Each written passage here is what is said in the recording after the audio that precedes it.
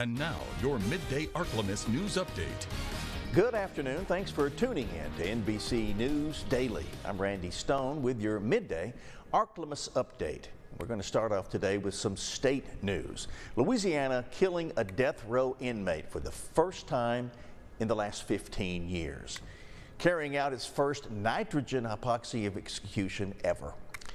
After hearing everything that led up to Hoffman's death, they say in their eyes it went exceptionally well, almost like a clinical session. But let's visit the timeline of what made it that way. State officials break it down.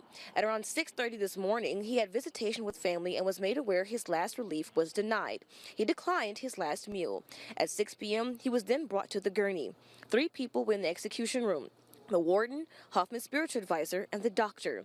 When he was strapped, he denied his final words twice. Officials say the entire process took 19 minutes.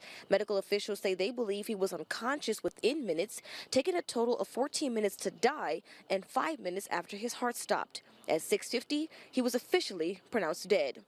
Officials say they followed the same protocols as Alabama and feel they did a much better job. There were 7 witnesses in total, with 2 saying he had little movement and could only see his head during the process. The Attorney General said during the press conference that this was justice for not only the victim's family, but the start of a new continuing justice for other victims. Justice has been delayed for these victims and their families for far too long. I, along with my office, remain committed to ensuring that justice is carried out. He received multiple appeals. He has received even more appeals and review in the last several days. Now he faces his ultimate judgment before God. With his death, there are now 55 inmates sitting on death row. This now makes Louisiana the second state in U.S. history to use nitrogen hypoxia.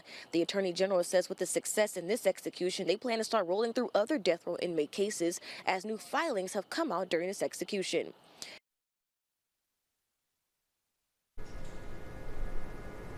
Well, new information in the death of a sports reporter who was in New Orleans to cover the Super Bowl.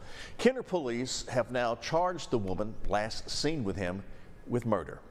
According to the Jefferson Parish coroner, Adam Manzano died from the combined effects of alcohol, Xanax, and from lying face down on a pillow. It is believed that Danette Colbert initially drugged Manzano based on past accusations of drugging other victims. Police also announced the arrest of Ricky White, a man they say was Colbert's accomplice in the crime. Now, exclusive Storm Tracker Doppler weather with meteorologist Sammy Petracco.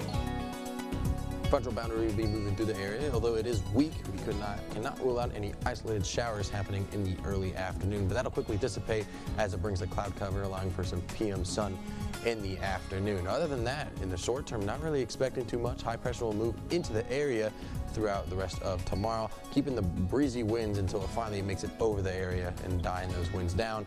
Really, as we head into Friday as well, not really expecting too much, maybe a few clouds here and there, but still plenty of sunshine will be warming back up. Wind advisory is in effect till right now. It'll be till overnight, till tonight around 7 p.m. Just keep that in mind. We're going to continue to see these breezy winds throughout the much of today. Severe weather outlook for Sunday is there. It's a 15% risk as of right now.